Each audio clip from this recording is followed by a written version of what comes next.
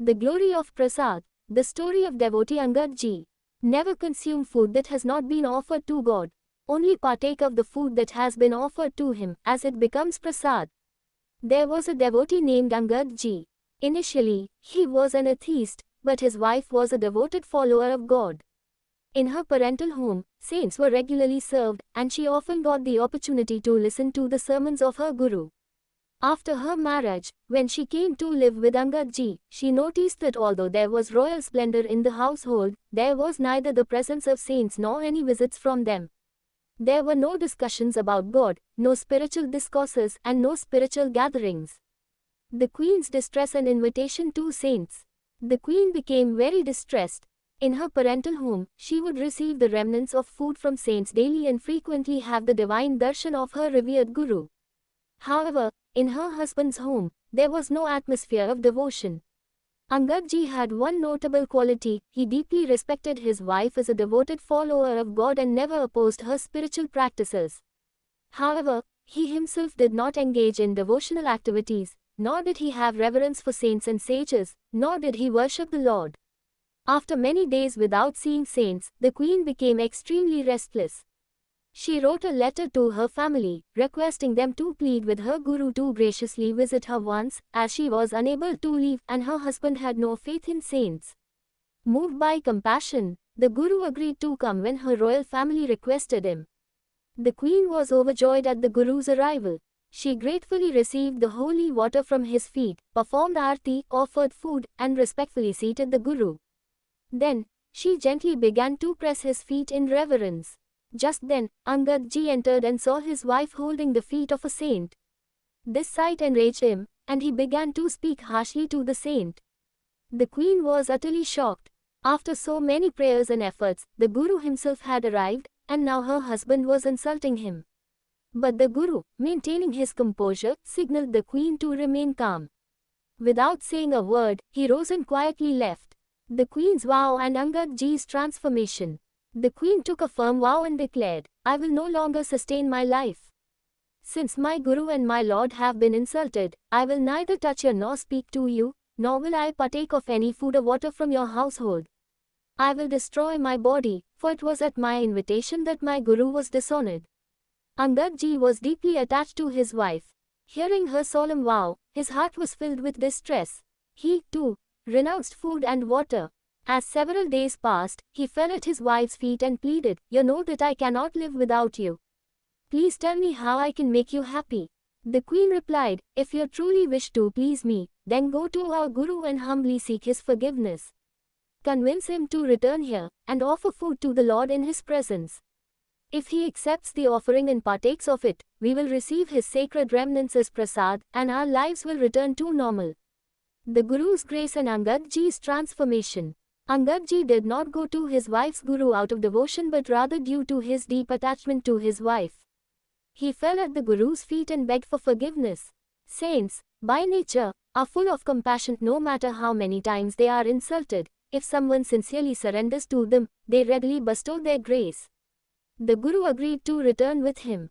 Together, Angad Ji and his wife washed the guru's feet, offered food to the Lord, and then partook of the sacred holy water from washing the guru's feet. Though Angad Ji was doing all this merely to please his wife and not out of devotion, the moment he drank the holy water, deep repentance arose in his heart. He thought, "How blind I have been. I harbored such negativity towards saints, and yet, look how merciful they are." His previously skeptical mind now started contemplating in the right direction. He turned to his wife and said, "Our life so far has been wasted. Please tell me how to practice devotion properly." Gradually, he began assisting in the service of the Lord. He resolved never to eat anything unless it was first offered to the Lord. Over the years, this became his way of life, first offering food to the Lord and then accepting only the prasad. Furthermore, Angad Ji appointed 4 attendants with the specific duty of seeking out saints wherever they could be found and inviting them home to partake in the food offering. Angad Ji offers a priceless diamond to Lord Jagannath. Angad Ji was a brave warrior and also the king's nephew. Once, he waged war against a king, emerged victorious, and claimed his crown as a trophy. The crown was adorned with 101 diamonds, one of which was exceptionally priceless. Angad Ji recognized the immense value and significance of this particular diamond. He returned the rest of the diamonds to the king but kept the priceless one, declaring, "This diamond shall be set in Lord Jagannath's crown." However, some ministers and self-indulgent courtiers instigated the king, saying, "That diamond is worth more than your entire treasury. You must reclaim it at all costs."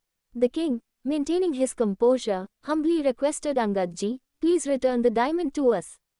But Angad Ji remained resolute and replied firmly, "No, I have already dedicated this diamond to Lord Jagannath." The king's conspiracy against Angad Ji. It takes no time for a person's intellect to change. A wicked thought corrupted the king's mind, and he decided that Angad Ji must be killed. However, since he was Angad Ji's uncle, killing him directly would bring disgrace upon the royal court. So, the king devised a cunning conspiracy.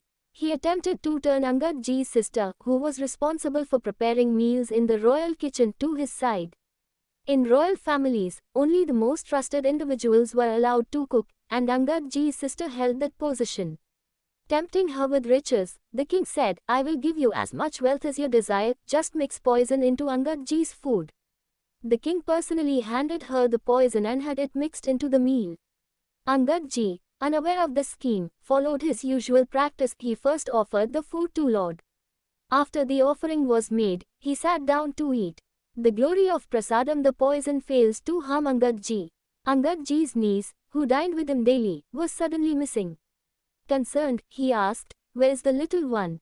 Call her." His sister lied, "She has gone out to play." But Angad Ji, sensing something was amiss, firmly declared, "No, I will not eat until she comes." These words struck deep in his sister's heart. She thought, "A man who loves my daughter so dearly, how can I poison him?" Overcome with guilt, she broke down in tears and cried, "Brother, do not eat this food." Shocked, Angad Ji asked, "Why?" Sobbing uncontrollably, she confessed, "The king tempted me with riches and corrupted my mind. I added poison to this meal." Hearing this, Angad Ji remained calm and consoled her, "Do not worry. I have already offered this food to the Lord. If it contained poison, it has now become his prasadam. How can I reject it?"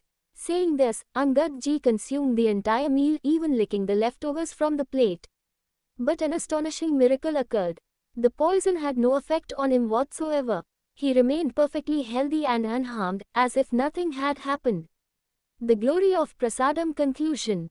Revered Pandit Gaya Prasad Ji Maharaj says, "Never consume food without first offering it to the Lord.